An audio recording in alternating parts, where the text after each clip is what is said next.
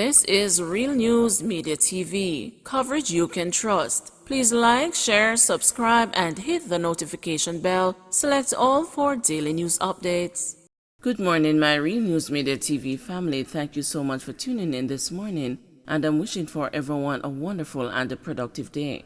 And in the news this morning for May 10, 2023, deportee short boss killed in police shootout in Clarendon. Indicom launches probe.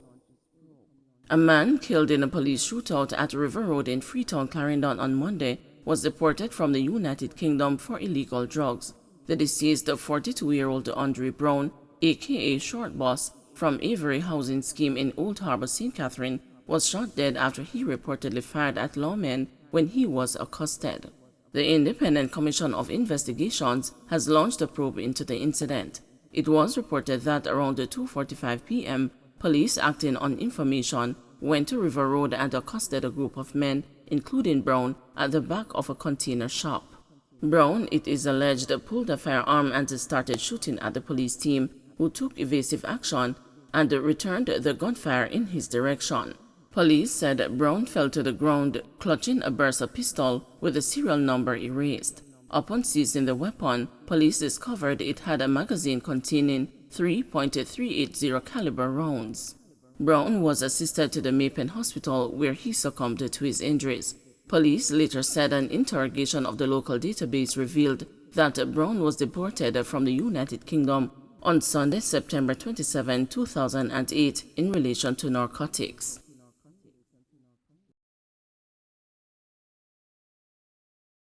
One and Reddy, who was listed as wanted by the police in Clarendon on Monday, is dead.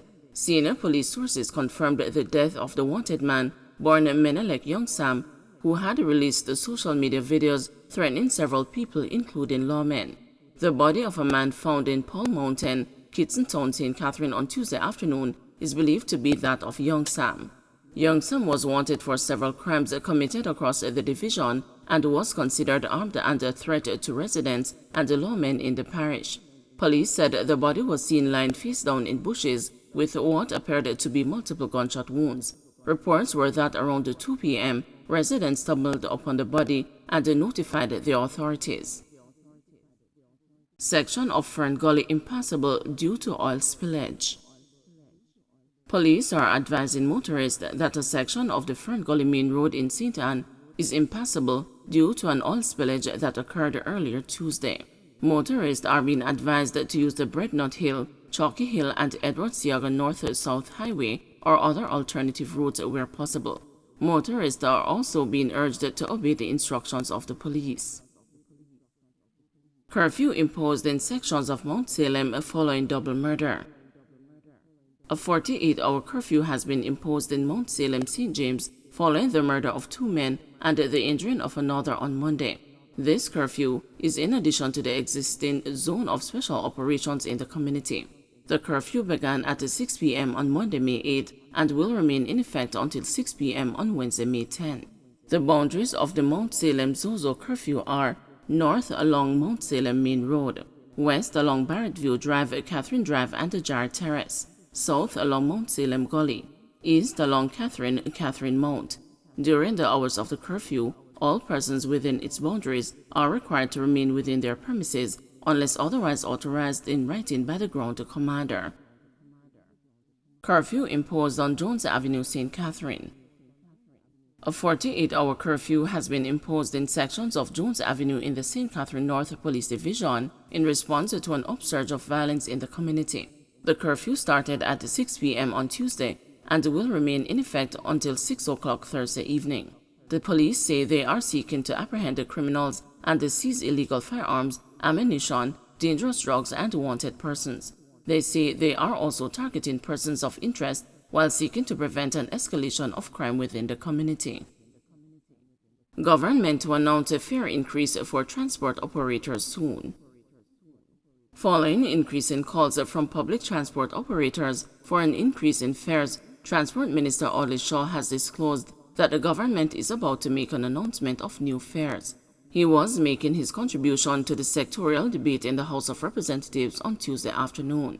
Mr. Shaw urged the operators to stick to the new fares when they are announced. We are also at the potential fare increases.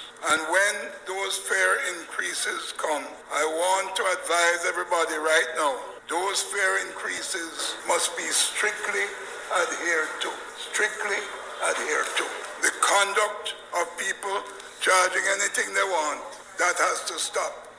The authorities surpassed the license production target of 86,000 road licenses, including hackney carriages, rural stage carriages, contract carriages, route taxis, JUTC sub-franchise, private and public carriers licenses, to record a landmark 88,000 licenses, 6,000 more licenses than processed in the previous period. Increase the overtime pay benefits for security guards starting June 1. Effective June 1, security guards will see an increase in their rates of pay for overtime work.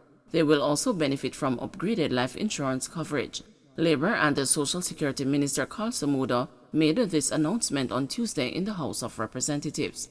The minimum wage increase for industrial security guards will also coincide with an increase in the national minimum wage. Mr. Samuda gave a breakdown of the hourly rate increases for security guards for overtime work and work on public holidays. Allowances for security guards will also be increased on June 1. Madam Speaker, the revised hourly rate for work done by security guards during any period not exceeding 40 hours in any week will be increased to $350 per hour. That is the single time. Work done during any period in excess of 40 hours in any week will attract a time and a half rate. That rate will be increased to $525 per hour. The security guards will be paid double time for any period worked on a rest day or a public holiday. The double time rate will be increased to $700 per hour.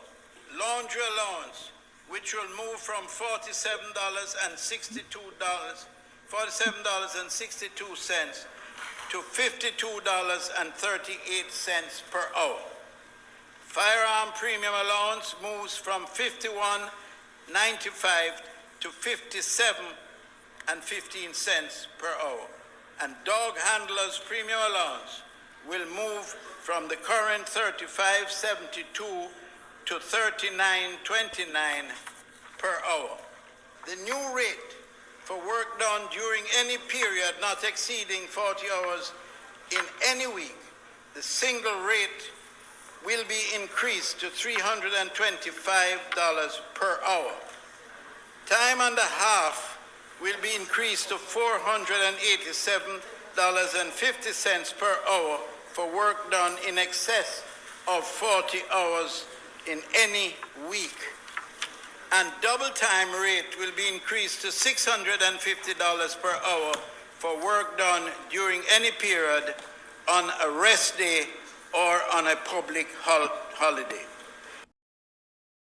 Don't forget to like, share, subscribe, and hit the notification bell. Select all for daily news updates.